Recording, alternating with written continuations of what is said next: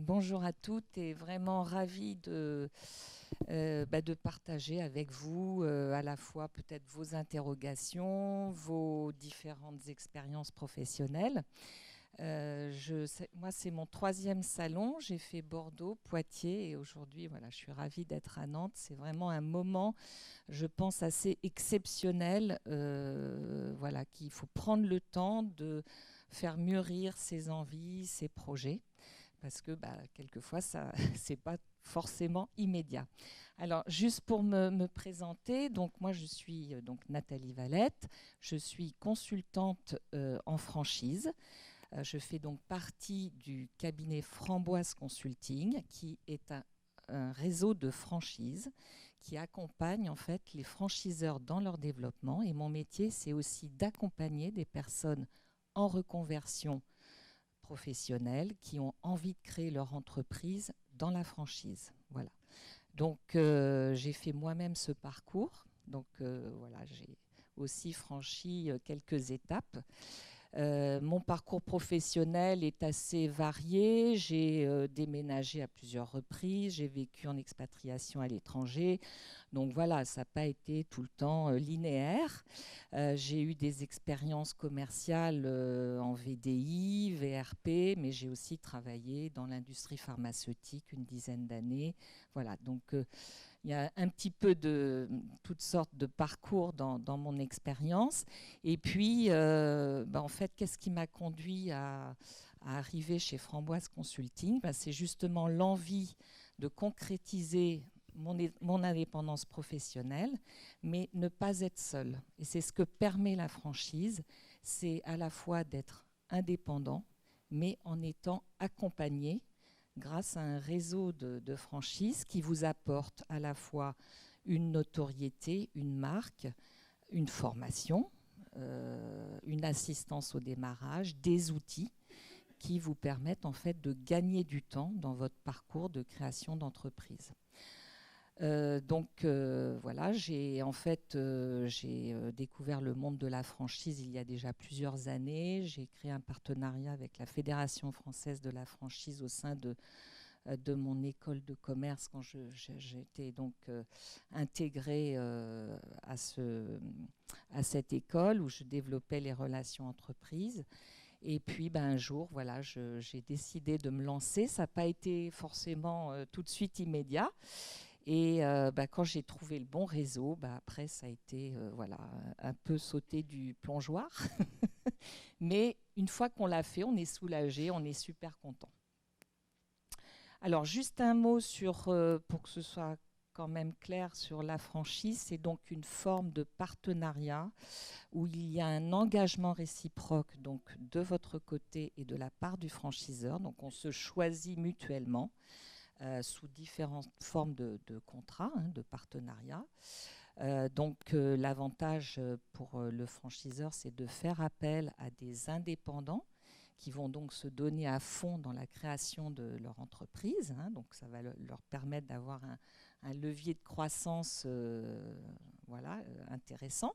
Et puis pour le franchisé, c'est, comme je le disais tout à l'heure, une façon de pouvoir créer son entreprise avec un concept entre guillemets clé en main. Après, ça dépendra bien sûr des projets, des activités et des franchiseurs, mais voilà, c'est le but.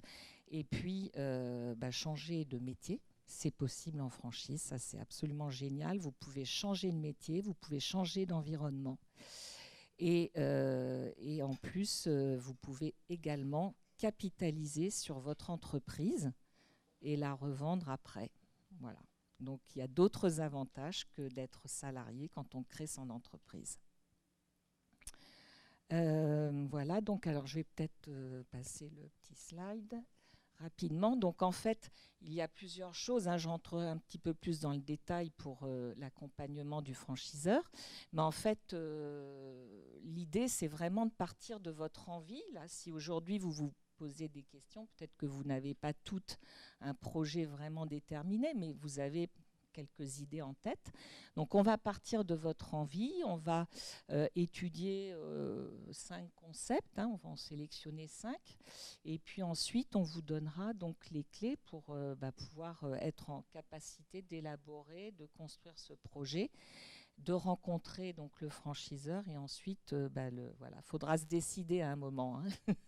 ça sera de votre côté. Le projet qui vous ressemble, alors il y a vraiment beaucoup de possibilités en franchise. Vous avez, alors j'emploie le terme franchise parce que c'est le terme global, mais il y a différentes formes juridiques. Après, voilà, il y a des activités de conseil, vous pouvez avoir votre magasin, avoir pignon sur rue. Après, tout va dépendre de ce que vous souhaitez faire. Est-ce que vous avez envie de manager une équipe, par exemple? Est-ce que vous voulez travailler à temps partiel? Est-ce que vous allez être en couple dans votre activité, ou est-ce que c'est un projet à 2 que vous voulez faire? Il y a, voilà, toutes sortes de possibilités. Donc on va étudier avec vous ce qui vous plaît le plus aussi par rapport à votre profil, parce que le franchiseur a aussi quand même des critères, même s'il n'y a pas forcément de profil type. Il y a des critères quelquefois, voilà, au plan technique, au plan commercial. Il y a certaines enseignes où il y a besoin d'être vraiment voilà, très performant au plan commercial, aller chercher le client, construire un réseau, voilà, c'est différent que si vous êtes, voilà, vous avez pignon sur rue et puis que la clientèle vient à vous, même si vous menez des actions commerciales parallèlement, ça n'empêche pas. Voilà, donc ensuite, nous, c'est vrai que vous avez différentes possibilités d'être accompagnés. Vous avez des réseaux de femmes qui accompagnent aussi, qui vous accompagnent dans votre projet.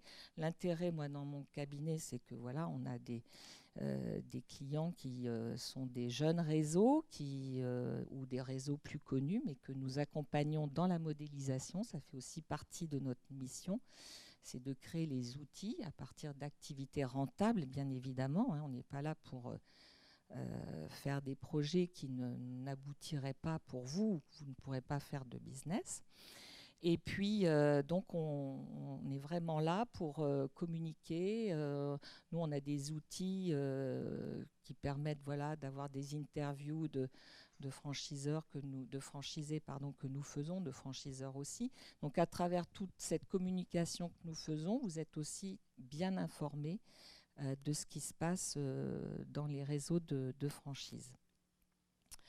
Alors ensuite, je ne parle pas trop de chiffres. Pourquoi? Alors évidemment, c'est quand même important.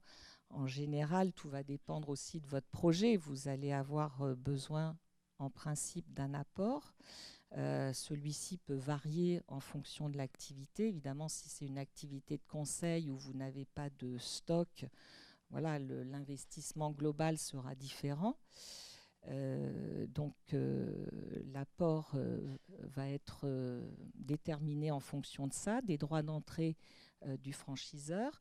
Mais avant toute chose, une fois que vous aurez eu envie de ce projet, il faudra rencontrer le franchiseur parce que c'est avant tout une aventure humaine. Hein, donc la relation est importante. Il faut que vous voyez si vous vous projetez bien dans le réseau, si voilà, la vision du franchiseur qu'il a de son entreprise, du réseau, de l'animation qui est faite dans le réseau, si tout cela vous convient, si vous vous sentirez bien dans ce réseau, ça c'est important. Et ça c'est aussi de l'humain avant tout, puisque vous serez en relation de proximité avec le franchiseur. C'est un partenariat gagnant-gagnant, hein, donc lui il a intérêt à ce que vous vous développiez bien, mais vous aussi, voilà, vous avez besoin de lui également. Très bien. Ensuite, donc c'est ce que nous appelons cet engagement réciproque. Et puis ensuite, alors, pour rentrer un petit peu plus dans le détail, donc en franchise, alors, avant de vous lancer, il va y avoir cet accompagnement soit fait par exemple Framboise ou d'autres réseaux qui accompagnent les femmes entrepreneurs. Vous pouvez aussi avoir des prêts d'honneur dans certains réseaux, comme le réseau Entreprendre, qui n'accompagne pas forcément que des femmes. Mais voilà, il y a toutes sortes de possibilités. En France, on est quand même assez gâté avec la création d'entreprises, et puis pour les femmes, puisqu'on a aussi des aides diverses par l'État, la région. Voilà, il faut bien vous renseigner là-dessus. Alors, donc vous avez cette possibilité-là, et puis vous pouvez aussi passer par d'autres formes, Pôle emploi ou voilà, ce type d'accompagnement. Ensuite, alors une fois que vous êtes rentré, je dirais, que vous avez donc sélectionné votre projet, on va vous préparer à cette rencontre avec le franchiseur, hein, puisque voilà, l'intérêt c'est que ça marche aussi, donc il faut vraiment lui poser toutes les questions qui vous viennent, ou les freins que vous avez. C'est vraiment très important que tout soit bien clair pour vous. Et puis, voilà, ça sera cette journée d'information où vous aurez une présentation de la franchise, du métier et des étapes d'intégration de ce que le franchiseur demande, des outils que vous aurez, de la communication qui est prévue, et on vous présentera un prévisionnel. Hein, donc le prévisionnel, ça sera souvent un prévisionnel type, puisqu'il faut que vous l'adaptiez à votre cas, votre propre cas, puisque par exemple les loyers ne sont pas les mêmes à Nantes que dans le sud de la France ou en région parisienne. Donc ça sera important de prendre en compte votre propre cas et puis évidemment votre ambition. Qu'est-ce que vous avez aussi comme financement? Des personnes ont plus de capacité d'investissement, d'autres un petit peu moins.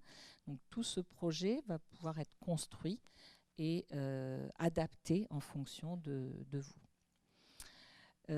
Après, en fonction de cet échange qui sera vraiment une des étapes importantes, vous allez dire oui, je veux aller plus loin. Le franchiseur est aussi d'accord pour aller plus loin. Il va vous remettre le document d'information précontractuelle, qui est un document qui vous fournit des éléments sur son activité, le contrat type que vous aurez, des données locales du marché, des données générales, le plan de formation, par exemple, les bilans du franchiseur, la liste de tous les franchisés. Donc vous aurez à travers ce document de quoi construire votre projet et le montrer de manière confidentielle, bien sûr, puisque c'est des données confidentielles que vous garderez pour vous. Vous signerez d'ailleurs ce document. Et vous ne pouvez pas signer de contrat de franchise si ce document ne vous a pas été remis et que vous n'avez pas eu un délai minimum de 20 jours de réflexion. Hein, donc, ces 21 jours sont importants. Ça ne veut pas dire qu'il faut se décider au bout de 21 jours. Hein. Vous pouvez prendre plus de temps naturellement. Mais voilà, la loi vous protège par rapport à ça. Donc ça, c'est aussi des éléments importants pour construire votre projet et vous faire accompagner, là, pour le coup, bien sûr avec le franchiseur, mais aussi avec vos propres conseils. Je suis trop longue. Mettre du temps. Ah, d'accord. Bon, j'ai fini, en fait. Alors, après ce DIP, voilà, vous construisez votre projet, vous allez voir l'expert comptable, vous prenez un prêt à la banque, en général. En principe, ça se passe bien puisque le franchiseur a souvent des partenariats bancaires avec différents organismes. Si ce n'est pas le cas, de toute façon, voilà, l'expert comptable est là aussi pour vous aider. Nous, on a créé un partenariat avec un réseau d'experts comptables qui est aussi un réseau de franchise et qui vous aide, qui vous assiste dans votre business plan et également pour aller à la banque en rendez-vous physique pour prendre votre prêt, pour demander votre prêt. Donc, vous voyez, là, si vous n'y arrivez pas, c'est que vous ne voulez pas. Mais vous allez y arriver. Tu parles justement d'argent. C'est souvent un frein sur la franchise parce que ça peut faire peur quand on voit les sommes à avancer ou qu'on se dit « mais pourquoi ?» Mais En revanche, quand on connaît un peu l'envers du décor de l'entrepreneuriat, ce frein, ça peut être un vrai atout parce que quoi qu'il en soit, quand on crée sa boîte, au-delà de ce qu'il faut payer quand il y a tous les statuts à rédiger, un compte à ouvrir, en fait, développer son activité, ça coûte de l'argent. La somme, on ne la voit pas parce qu'elle n'est pas énoncée comme quand on va se mettre en franchise, mais en réalité, c'est beaucoup de temps. On travaille seul, pendant ce temps-là, on n'a pas de revenus, et même si on touche ces allocations, justement, des fois, c'est un peu traître parce qu'on ne s'aperçoit pas qu'on ne développe pas financièrement son activité, et tout ça coûte beaucoup d'argent. Donc, ce qui peut faire peur, à des moments, il faut le contrebalancer par rapport à son propre projet en se disant, est-ce que mon projet ne va pas me coûter finalement à peu près cette somme-là, sauf que je serai seule, que je ne serai pas accompagnée comme en franchise, et où c'est là où il y a quand même un vrai intérêt avec... En plus de ça, moi, dans ce que je vois au sujet de la franchise depuis quelques années, de salons et de témoignages, de rencontres et d'interviews, c'est que ça peut aussi, on a très souvent envie de monter sa boîte à un moment quand on n'en peut plus et qu'on se dit je ne vais pas retourner en entreprise pour X raisons, mais on n'a pas d'idée. Et monter sa boîte sans idée, c'est pas évident. La franchise, c'est une vraie opportunité aussi pour trouver une idée. Alors, tu parlais tout à l'heure du fait qu'on peut changer de métier, on peut changer d'univers professionnel, mais justement, c'est un fabuleux horizon qui s'ouvre à nous parce que c'est un catalogue qu'on peut feuilleter en se disant ça alors, il y a ça qui existe, jamais je n'aurais imaginé ce métier où j'aurais jamais pensé toute seule. Et c'est là où on peut penser au transfert de compétences. Donc, je me permets de rebondir sur ce que tu disais. Exactement. Parce que c'est effectivement quelque chose d'assez important, et il ne faut pas rester sur juste des fois des chiffres, des données, justement, et c'était très bien que tu le fasses dans le côté J'ajoute coulisses. qu'on gagne du temps forcément par rapport à quelqu'un. Bon, c'est très très bien de créer à partir de son propre projet. Après, ça dépend des métiers, forcément, mais la franchise permet de gagner du temps. Parce que tous les outils ont été construits, la com a été pensée, la stratégie commerciale de démarrage, elle a été élaborée. Donc voilà, ce que je disais, c'est clé en main. Voilà. Après, il faut voir, oui. Il y a un peu toutes sortes de secteurs, vous viendrez me voir, mais alors on a du conseil de gestion, on a des centres diététiques médials qui font des bilan personnalisé de suivi de personnes, les pompes funèbres, c'est aussi du débosselage de carrosserie de voiture, il y a des femmes qui font ça. Vous avez de l'alimentaire, de la restauration, du bien-être, studio photo. Voilà, il n'y a pas que des commerces avec des produits, c'est un peu l'image qu'on a de la franchise. Il y a de plus en plus de réseaux innovants avec des activités très intéressantes de conseils, de pilotage de TPE, PME aussi, de recherche de fuite, de pose de bandes de plaques de joint. Enfin, on est à la fois du technique, du bien-être, courtier en travaux aussi. La maison des travaux, c'est aussi un de nos clients. Les relations matrimoniales comme Unicis, voilà, il y a Action Sport, des studios de coaching spécialisés dans l'électrostimulation. Voilà, il y a vraiment toutes sortes de possibilités avec des apports pour certains, voilà, qui à partir de 5 000 €, 10 000 € si c'est du conseil. Voilà, c'est un peu moins cher, il n'y a pas de... Ce qui est vraiment minime en réalité quand on crée ça, même quand on se met en tant que freelance à son compte et qu'on va démarcher et essayer de se trouver une clientèle. Et donc même 5 000 ou 10 000 €, c'est vraiment rien par rapport à dès qu'on se lance seul. Alors après, là, c'est l'apport minimum. Après, il faut prévoir sa trésorerie. C'est pour ça qu'il y a un investissement global, souvent qui est un petit peu plus important. Mais voilà, il y a des tas de J'ai juste encore une question avant de passer le micro. Est-ce qu'il y a une possibilité d'immersion? Est-ce que tu parlais de la journée d'information? Est-ce qu'on peut aussi découvrir l'envers du décor d'un métier? Parce que c'est quelque chose de primordial pour... quand on va créer son entreprise, souvent on fantasme ou on rêve d'un métier. Mais si on a besoin de flexibilité et qu'on a décidé d'être fleuriste et qu'en fait on est du lundi au samedi occupé et qu'on ne peut jamais aller chercher ses enfants à l'école, ça ne va pas correspondre par exemple. Ou qu'on a très froid. Oui, alors on ne connaît pas plein de petites choses qui en fait au quotidien font que finalement le métier de nos rêves, il n'est pas adaptable dans les besoins qu'on a. Alors, Ça dépend. Il y a 2 cas. En fait, nous, alors ça dépend aussi de l'activité. Par exemple, moi j'ai un client qui s'appelle Pilvit.